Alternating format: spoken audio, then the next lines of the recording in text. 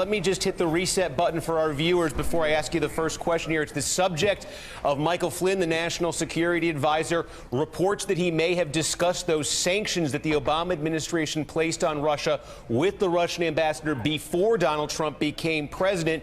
Vice President Mike Pence denied this on January 15th. Now we have a statement from Flynn that says it is possible. He can't guarantee that he didn't have these discussions. Basic question here, does the National Security Advisor right now enjoy the full confidence of President Trump? Yes, General Flynn does enjoy the full confidence of the president, and this is a big week for General Flynn. He's the point of contact for many of these foreign visits. If you look at the official schedule, today we had the Prime Minister of Canada, Justin Trudeau, here, obviously for bilateral meetings. On Wednesday, we're welcoming Benjamin Netanyahu here to the White House, and behind the scenes, they're doing a number. So had he not resigned, the president would continue with him as National Security Advisor, even though he misled the vice president and the administration about the contents of that call?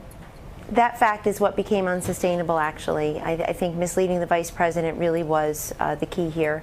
And I spoke with the president this morning. He asked me to speak on his behalf and to reiterate that Mike Flynn had resigned. He decided that the situation had become unsustainable for him. But wait here, a second. And of course, the president accepted that resignation. You're saying that was the straw that broke the camel's back, but the White House knew about that last month when the Justice Department warned the White House that Mr. Flynn or General Flynn had not been completely honest in characterizing that conversation with the Russian ambassador. And they even went further to say that as a result of that dishonesty, he was at risk for blackmailing by the Russians. Well, that's one characterization. But the fact is that General Flynn continued in that position and was in the presidential daily briefings, was part of the leader calls as recently as yesterday, was there for the Prime Minister's visit from Canada yesterday.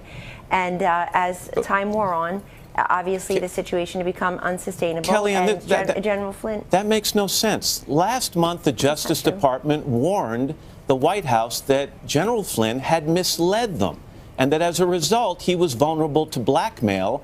And at that moment, he still had the complete trust of the president? Matt, I'm telling you what the president has said, which is that he's accepted General Flynn's resignation, and he wishes him well, and that we're moving on. There are at least 3 candidates, very strong candidates, that would be considered for a permanent position here. Obviously, General Keith Kellogg is the acting National Security Advisor starting today, and the president is moving forward. National Security Advisor General Michael Flynn. In a surprise appearance at the White House briefing, National Security Advisor Mike Flynn offered a blunt warning to Iran after Sunday's missile test and an attack by Iran-backed militants on a Saudi Navy vessel. Iran is now feeling emboldened.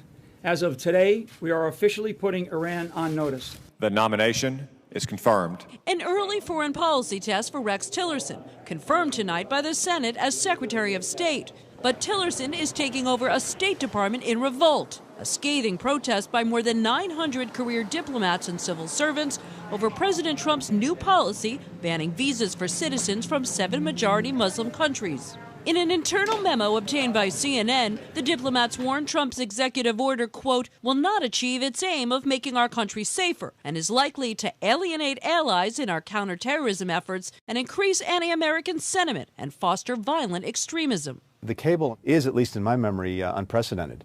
And it, I think, goes to the deep concern and the broad concern that's felt in the State Department over the actions taken by the administration. The memo came through the State Department's Dissent channel, which awards employees for voicing foreign policy concerns without retribution. But from the White House, a blunt warning. I think that they should either get with the program or they can go. One longtime career officer pushed out by the new administration used his farewell address to urge colleagues to stay and uphold their oath to defend America from all enemies, foreign and domestic. The policy without professionals is, by definition, an amateur policy. You have to help make the choices that bring this country forward. In addition to a restless diplomatic corps, Tillerson must also confront allies concerned the new administration is increasing the ISIS threat with its latest moves.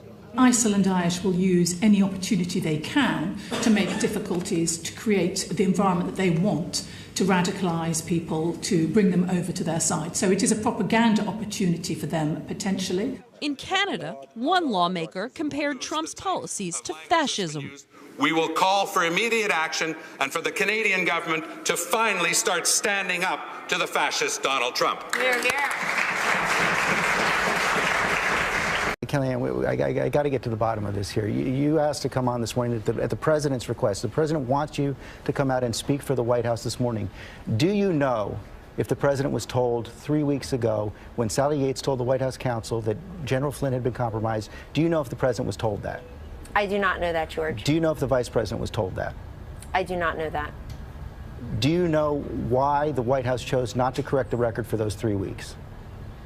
Well, again, you're presuming that all the information you have there is completely factual and who knew what when. And this is very fluid. I mean, the bottom line is that as time wore on, as everybody continued in their roles, it became increasingly apparent, particularly over the weekend when General Flynn clarified his own earlier statement, George, a statement that he had provided to the vice president and that other members of the administration, frankly, went out and publicly repeated, which is that he had not discussed a certain topic in his conversations with the Russian ambassador. And so when General Flynn clarified those comments that it's possible and he could not recall, that accelerated matters in a way that was different. Take a step back for a second. National security is perhaps the most important function or responsibility a president has. And I think the president made the right decision to ask for his resignation. You cannot have a national security advisor misleading the vice president and others. So I think the president was right to ask for his resignation, and I believe it was the right thing to do. Let's speak about Russia for a second. I've always been a Russia skeptic and hawk. New administrations these days try to get better relations with Russia. The Bush administration tried to get better relations with Russia. The Clinton administration, Hillary Clinton and the Obama administration did the reset. So I understand it's reasonable and rational to try and improve relations with Russia. That's what new administrations inevitably do. But I'll leave it up to the administration to describe the circumstances surrounding what brought to this point. I think the key is this, that as soon as this person lost the president's trust, the president asked for his resignation, and that was the right thing to do.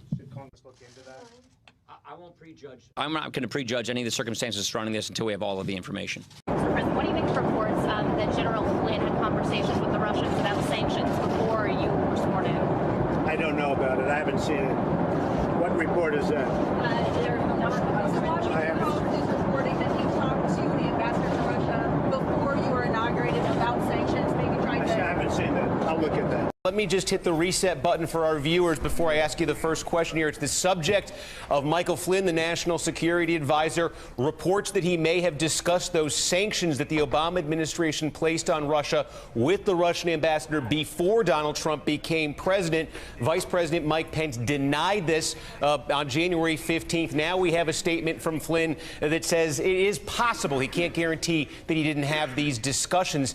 Basic question here, does the National Security Advisor right now enjoy the full confidence of President Trump? Yes, General Flynn does enjoy the full confidence of the president, and this is a big week for General Flynn. He's the point of contact for many of these foreign visits. If you look at the official schedule, today we had the Prime Minister of Canada, Justin Trudeau, here, obviously for bilateral meetings. On Wednesday, we're welcoming Benjamin Netanyahu here to the White House. And behind the scenes, they're doing a number of different meetings where they're talking about trade, they're talking about terrorism, security, the fact that Canada and the U.S. are very important neighbors to each other and will continue to be. And obviously, the National Security Advisor is a very important point person in those discussions. General Flynn has said he can't recall, and that he had about 30 phone calls with, I guess, leaders at the time, and since then 70, I'm told, with different leaders, and I'll just leave his comments at that. But by saying that he enjoys the full confidence of the president, these two questions that are out there: one, whether he had a conversation before Donald Trump became president that involved the sanctions, and two, whether he misled or provided false information to the vice president, to Mike Pence, who then went out there and said, hey, this conversation, this type of conversation never took place. By saying he enjoys the full confidence of the president, are you saying you're satisfied that he did not have those conversations, that he did not mislead the vice president? No, those are two different questions. You asked me, and I'll repeat the answer, does he have the full confidence of the president? Yes, he does. Then you're asking me, what did he talk about with people when I wasn't on the phone? So the only way for me to answer that is to tell you what he has said, which is that he can't recall. And what he informed the vice president at the time through a conversation was that he had not. The vice president went out on TV, as you know, in January and repeated that based on the conversation he had with General Flynn.